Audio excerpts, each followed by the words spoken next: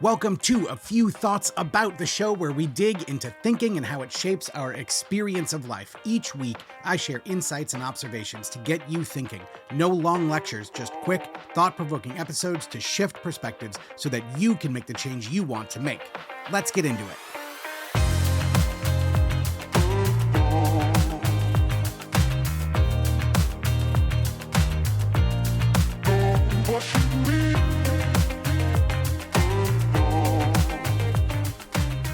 Hey, before we get started, I want to ask for your help with something.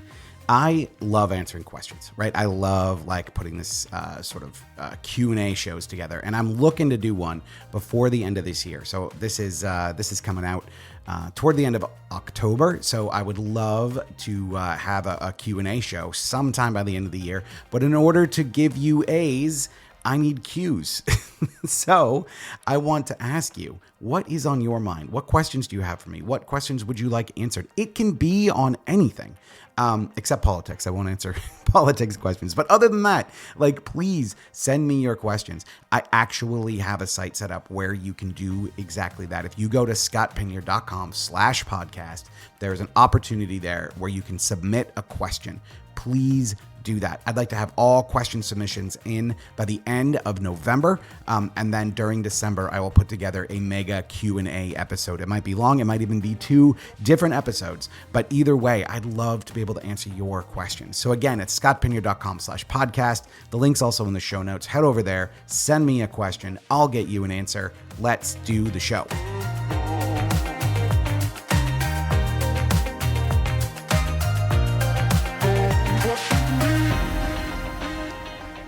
Well, hello there, and welcome to A Few Thoughts About Accepting the Gap. And no, this is not a London Underground concept, right? This isn't Mind the Gap. I'm talking about accepting the gap. What do I mean by that? Well, it's so funny because everyone that I work with, they come to me with a gap.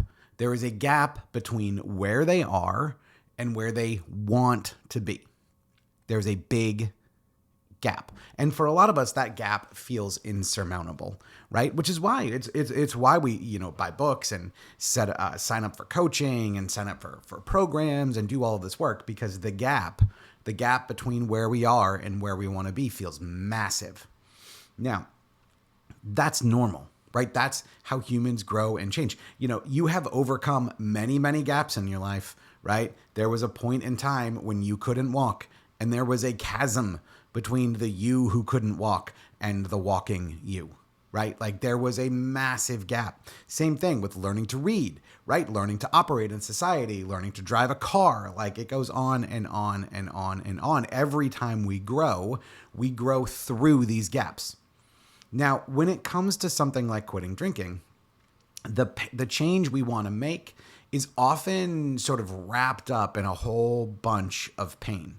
It's often sort of wrapped up in these ideas of I really need to change now, and I need to get to the other side of this, and I have to do this, right? And while some of that energy can be healthy to build momentum, it can be incredibly helpful in getting us to go where we want to go.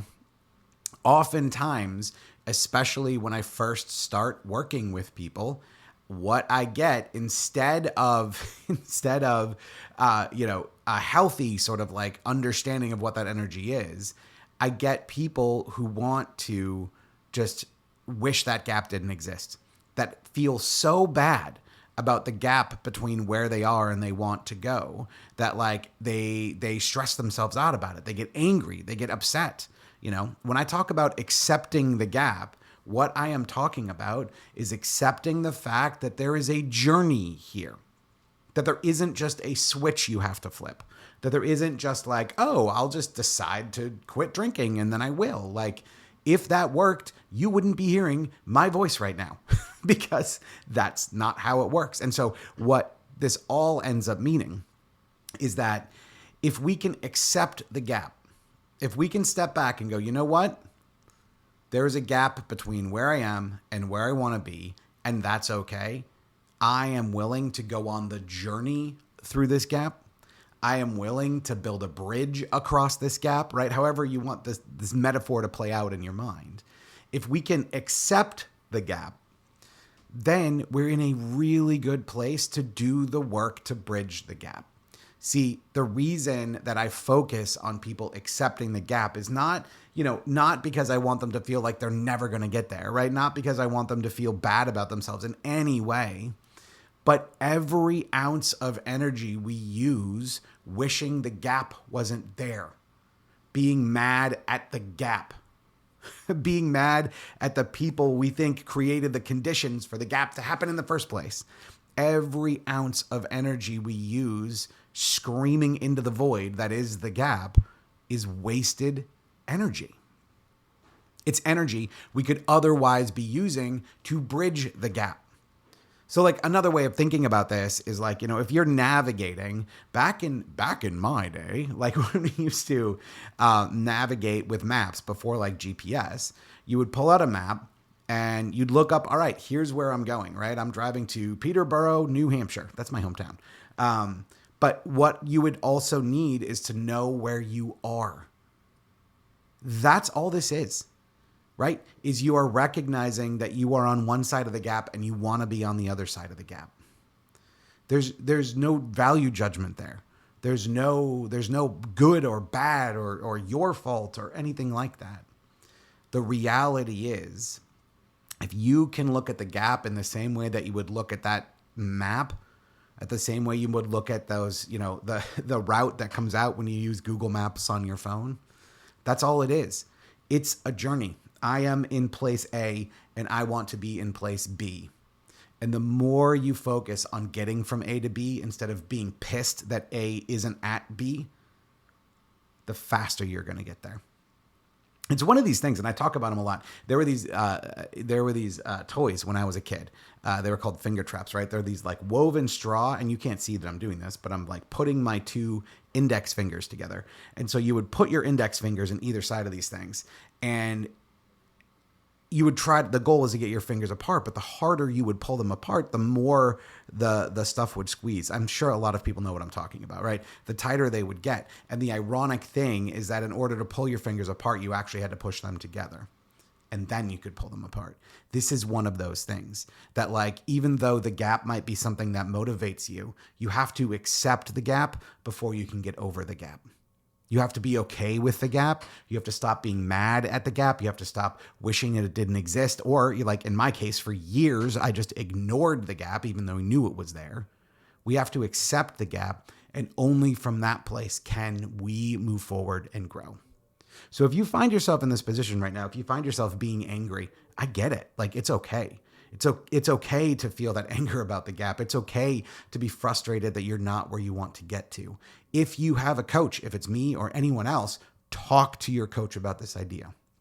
Your coach or anyone in a program is going to help you see that the problem isn't your problem, right? That you can work through problems. Every single problem you've ever faced, you have solved. You can work through problems, but getting mad at the problem is going to stop you from getting to where you want to go. Stop being mad at the gap. Accept the gap, then you can start making solid plans to cross it.